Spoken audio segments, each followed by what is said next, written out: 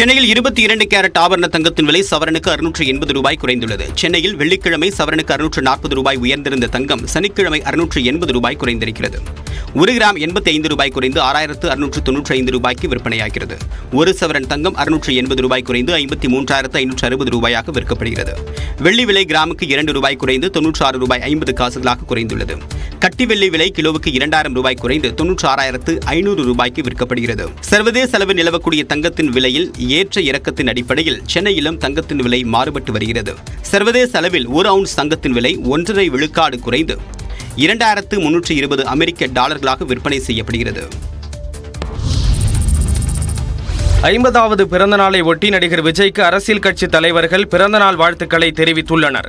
பொது வாழ்வில் இணைந்துள்ள விஜய் பூரண நலமுடன் பல ஆண்டுகள் மக்கள் சேவை புரிய வாழ்த்துவதாக அதிமுக பொதுச் செயலாளர் எடப்பாடி பழனிசாமி வாழ்த்தியுள்ளார். தமிழ்நாட்டு மக்கள் தங்கள் குடும்பத்தில் ஒருவராக நினைக்கும் அளவுக்கு விஜய் உயர்ந்து நிற்பதாகவும் அரசியலில் அடியெடுத்து வைத்துள்ள தம்பி விஜய்க்கு நெஞ்சம் நிறைந்த பிறந்தநாள் வாழ்த்துக்களை தெரிவிப்பதாக நாம் தமிழர் கட்சியின் தலைமை ஒருங்கிணைப்பாளர் சீமான் கூறியுள்ளார்.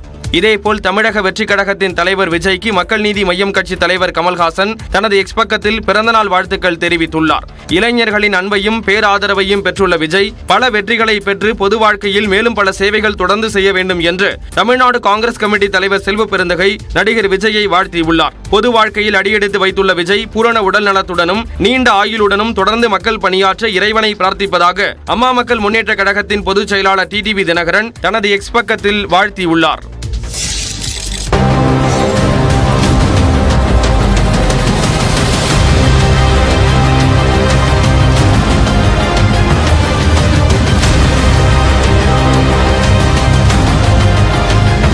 கொண்டாட்டங்கள் கூடாது என்ற விஜயின் உத்தரவை மீறி அவருடைய தொண்டர்கள் நடத்திய நிகழ்ச்சியில் நடந்த விபரீதத்தின் காட்சிகளே இவை.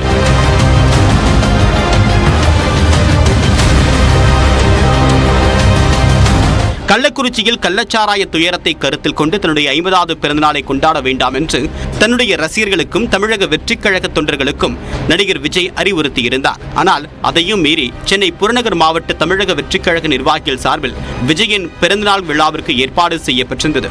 அதில் கையில் தீ வைத்து ஓடு உடைக்கக்கூடிய சாகச முயற்சியில் சிறுவன் ஒருவர் ஈடுபட்டார். அதற்காக ஊற்றிய பெட்ரோல் சிறுவனின் கை முழுவதுமாக பரவி கொழுந்துவிட்டு எரிய தொடங்கியது.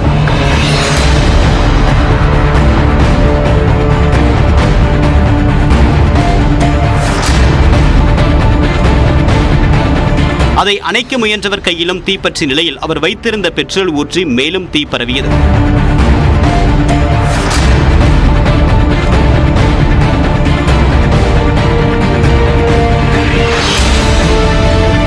பிறகு நிகழ்ச்சியில் இருந்தவர்கள் துணியை கொண்டு தீயை அணைத்தனர். தீக்காயம் அடைந்தவர்கள் மருத்துவமனையில் அனுமதிக்கப்பட்டனர். பக்தர்கள் ஒட்டுமொத்தமாக பக்தி பரவசத்தில் இழுத்ததன் காரணமாகவே நெல்லையப்பர் தேர்வடம் அருந்ததாக அமைச்சர் சேகர்பாபு விளக்கம் அளித்துள்ளார். சட்டப்பேரவையில் வினாக்கள் விடைகள் நேரத்தில் பேசிய அவர் நெம்புகோல் தருவதற்கு முன்னதாக இழுத்ததால் தேர்வடம் அருந்ததாக கூறினார். தேரின் வடத்தை பின்னாலிருந்து நெம்புகோல் தராததற்கு முன்பாக பக்தர்கள் பக்தி பரவசத்தோடு ஒட்டுமொத்தமாக இழுத்ததன் காரணமாக தேர்வடம் அறந்தது. திருச்செந்தூரில் தேர்வடம் தயாராக இருந்த நிலையில் அதனை இணைத்து 5 சுவாமிகள் ஊர்வலம் விமர்சையாக நடந்து முடிந்ததாகவும் அவர் விளக்கம் தந்துள்ளார். நம்முடைய தீயணைப்புத்துறை, பொதுப்பணித்துறை வடத்திற்கும் தேருக்கும் சான்றிதழ் அளித்த நிலையில்தான் அந்த தேர் வீதி விழாவுக்கு எடுத்து வரப்பட்டது. அனைத்து தேர்களுக்கும் இணைப்பு பகுதியில் இணைப்பு சங்கிலி இருக்கும் என கூறிய அவர் நெல்லையப்பர் தேர் 450 டன் கொண்டது எனவும் அதற்கான வடம் கயிறால் கட்டினால்தான் இழுக்க முடியும் என்றும் சேகர்பாபு பதிலளித்தார்.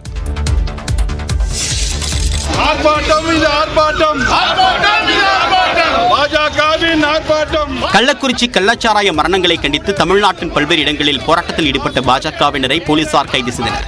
தஞ்சாவூரில் பாஜக மாவட்ட செயலாளர் ஜெய் சதீஷ் தலைமையில் பேரணியாக சென்ற அந்த கட்சியினர் காமராஜ் மார்க்கெட் பகுதியில் ஆர்ப்பாட்டம் நடத்த முயன்றனர். அவர்களை தடுத்து நிறுத்தி போலீசார் கைது செய்தனர்.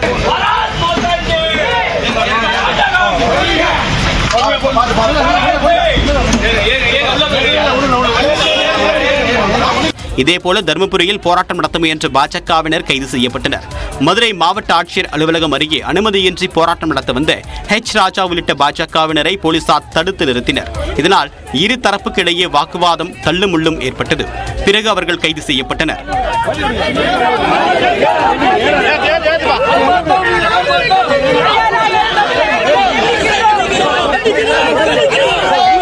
சேலத்தில் பாஜக மாநில துணைத் தலைவர் KP ராமலிங்கம் உட்பட 500க்கும் மேற்பட்டோர் கைது செய்யப்பட்டனர்.